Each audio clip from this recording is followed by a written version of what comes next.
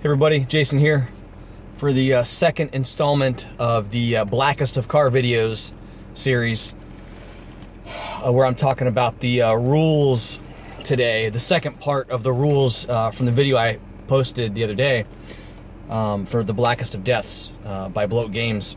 And this one will probably be a little bit of a shorter video because I have a little bit less to talk about. The first thing I wanted to talk about was luck points. Driving home from work, actually driving home, family and I went to the zoo tonight in Columbus for the zoo lights, and we left my vehicle at work, and so now I'm back at work taking my vehicle home. It's like 9 o'clock at night, cold and wet and rainy, like 37 degrees out. Anyway, so luck points are a thing that you can use to spend. You guys pretty much know what luck points are. You can spend luck points to re-roll your D20s when you're trying to make skill checks or attacks or whatever. You spend one luck point to re-roll your D20, and but you cannot re-roll a re-roll. So spend one, and that's it. Very simple. You can spend as many as you want in a session, but you only regain one luck point per session. So say you have 4 luck points as your max, and you spend all 4 of them in one session. Your next session you only get 1 back. If you don't spend any, you'll get another 1 back, so you'll have 2, and so on. So that's how that goes. Very simple. The second thing I wanted to talk about is death, which involves luck points. So in the Blackest of Deaths, unlike many modern iterations of D20 and Dungeons and Dragons and Mathfinder and all that stuff, once you hit 0 hit points, that's it. You're done. You know, a lot of systems nowadays, you get to make death saves, 3 death saves like 5th edition, or you have to get to -10 hit points, or, you know, there's so many ways in modern gaming to keep your character alive. And in the Blackest of Deaths, here's where part of the OSR, and I know I'm using air quotes there, but like I talked about in the last video, there are certain sensibilities about this game that are definitely old school, definitely OSR sensibilities, and death is one of them. Once you hit 0, you die. You got 1 chance or 1 thing that could save your ass, and that is if you spend a luck point, you get to roll a D20. If you roll a natural 20, you survive whatever shock and trauma you go through of being wounded, and you got 1 hit point left. And now, when you do this, you can spend as many luck points as you want. So if you have any luck points, unless you're tired of playing that character, you might as well burn all your luck points that you have in an attempt to survive death. So other than luck points and having a 1 in 20 chance of rolling a survival check on a natural 20 on a D20, 0 is your sweet spot for death. You lose all your hit points, you die. So that's that. And that's definitely lethal because your hit points are on this game, like I said, are gonna be low. You're probably gonna average around 10 to 15 hit points, period, as a character. That's it.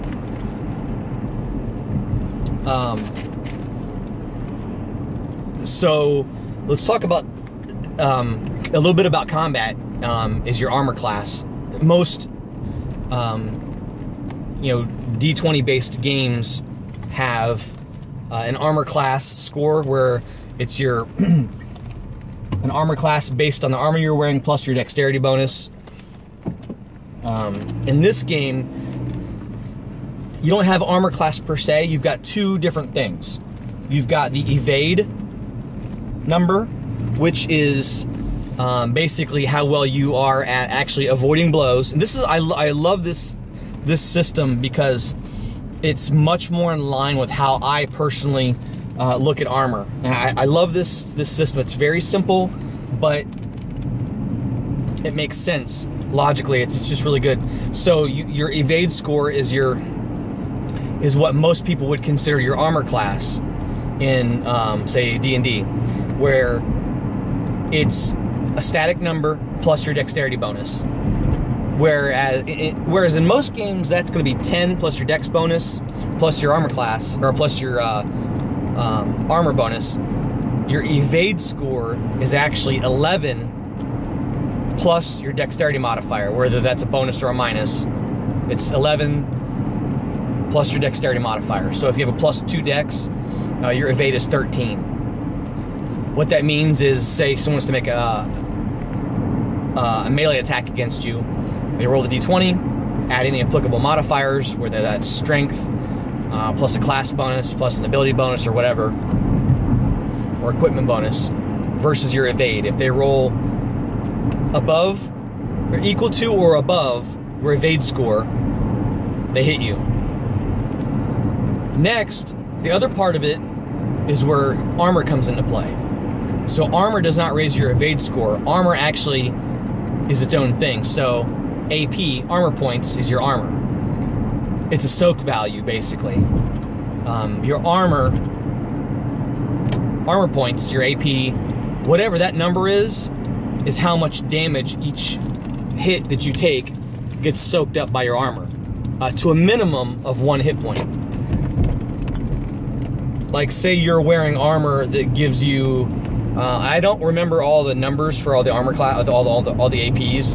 So just as an example, let's just say chainmail gives you 4 armor points. I don't know if that's accurate, but let's just say, for an example, chainmail gives you 4 armor points, and you get hit for 3 damage. Somebody hits you with a staff and you hit for 3 damage.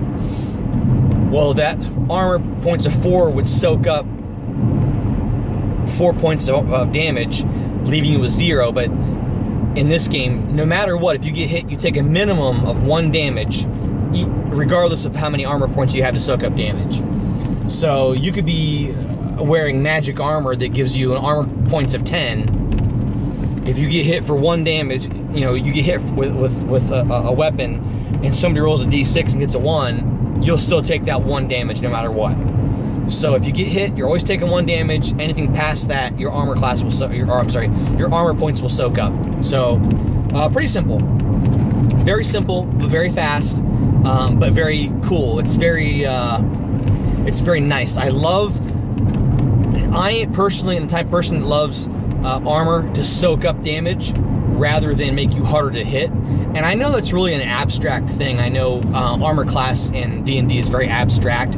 It's a mixture of dodging and your armor and your shield, fending off blows and things like that. I get that that's an abstract thing, so I don't mind it. I'm actually really cool with it, and I like it. But I really, really, really like this dual defense mechanic, where it's evade and armor.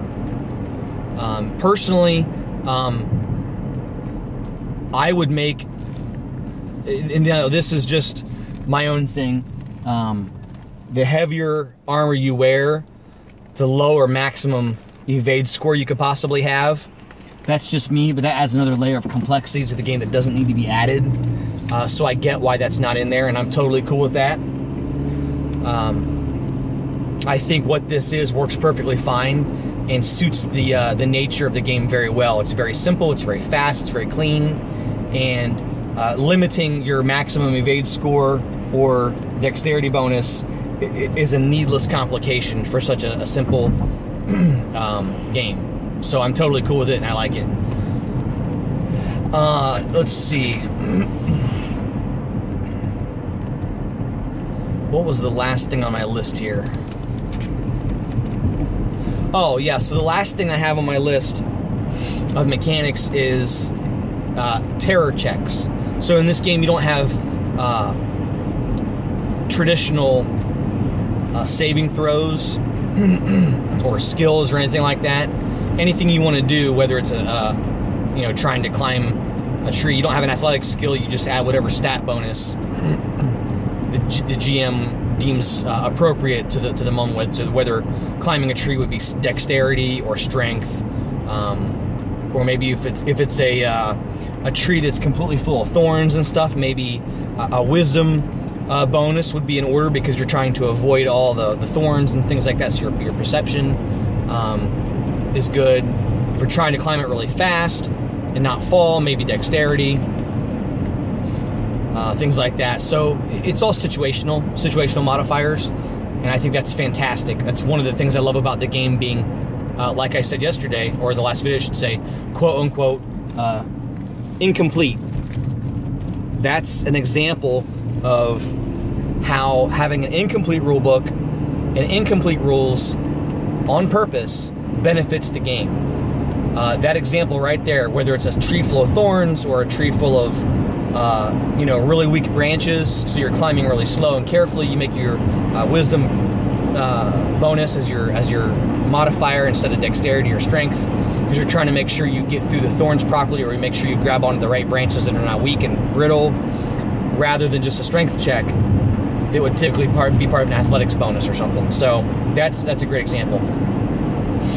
But the game doesn't have traditional saving throws, which I love, because I think traditional D&D saving throws, in my personal opinion, are seriously outdated and don't make a whole lot of sense.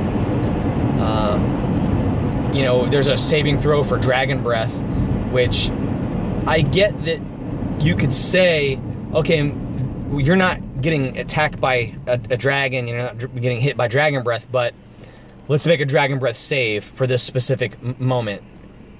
Well, that doesn't make any sense. That's silly. So a lot of those saving throws are they're just bizarre, and I don't understand. I mean, I get it. I get why they exist, but it's a little silly, honestly. And in this, if you have to make a quote-unquote saving throw for something, the GM will just tell you to make a saving a core mechanic roll, and if he decides it appropriate, the GM can say add this specific stat bonus, like say add your wisdom bonus or add your con bonus or whatever the case may be. So that's how you would make quote-unquote saving throws in this game. The other part of this is there is one other type of saving throw that actually is in the game, and it's a terror check. And a terror check is kind of like a fear check in the old 2nd edition AD&D Ravenloft setting, where you come across something, and the first time you come across it, it may be the type of thing that invokes fear in your character. Like you come across a wight or a ghoul or something. Each of these creatures will have a specific terror stat number attached to it, like say 12. If you make a core mechanic check and you roll a d20, roll over the terror equal to or over the terror number, your character is not scared or terrified by the creature in question, whatever the encounter, whatever you're coming across. If you fail that throw, there's another chart you roll a d6, and there's one of 6 outcomes of a reaction that your character would have to being terrified by this creature. It could be like you're stunned for a moment and you lose 1 round of actions out of fright, or you get so scared you run for a couple of rounds in a certain direction or whatever, or you faint, things like that. However, if you make a successful throw of a terror check against that creature, no matter how many times you come across it again, you don't need to remake that check because you're used to, that creature. And if you fail your terror check the first time, you get to make a terror check again the second time, maybe with advantage. I can't remember the exact ruling on the terror check. So that's a pretty neat little thing that's, kind of unique for the setting. you know, it's pretty cool. So the game itself doesn't have a world written up and built into the game. It's pretty much just a set of rules. You can gather, like, there's no world information about like kingdoms or countries or maps or anything like that, gods or anything like that. It's all just basically rules. But there's a lot of flavor in the classes and the races and the rules that kind of help you flesh out a little bit of that type of thing. So terror checks, you know, the grim nature of combat and death, things like that can help inform what type of world you might want to build around this system. The book is like a skeleton, and you kind of have to flesh out the skeleton yourself, which I appreciate. I mean, if you don't have the time to do that or the creativity to do that, you can insert these game rules into basically any IP. You could, you know, grab a campaign book for Forgotten Realms or you know, Greyhawk, or I mean anything that exists out there right now. You know, Warhammer Fantasy or whatever, and you know, Dragon Age, and put these rules in, especially if it's a D20 based system. Very, very, very easy to convert all that stuff over. And you know, there's a bestiary with creatures and monsters and stuff like that. There's lots of magic items and whatnot. But again, these last two videos, this video and the previous video, are mainly just discussions about the rules. So with that being said, that terror check, that was the last bit of rules I really had to talk about. That really covers the entire system. You don't level up. You don't gain experience points. You know, you don't gain new abilities. The only thing you could possibly gain or raise your stats or your hit points or anything like that is by finding specific magic items that would do those things. So there you go. That's pretty much it. That's the game in a nutshell. I know I say nutshell, and it's like 2 20-minute videos, but what it boils down to is the core mechanic. One little thing I want to add: the core mechanic for the terror check, as far as I know, it's just a core mechanic check, a D20 check with no bonus. Personally, I think that I have to go with Eric. I'm going to ask Eric if there should have been a bonus listed. Like, I personally would figure that wisdom might be the bonus you would use for a terror check, but I don't know for sure. So anyway, I'm home, and I am going to get back in the house, and I will see you guys later. Thanks for watching. Thanks for listening. Peace.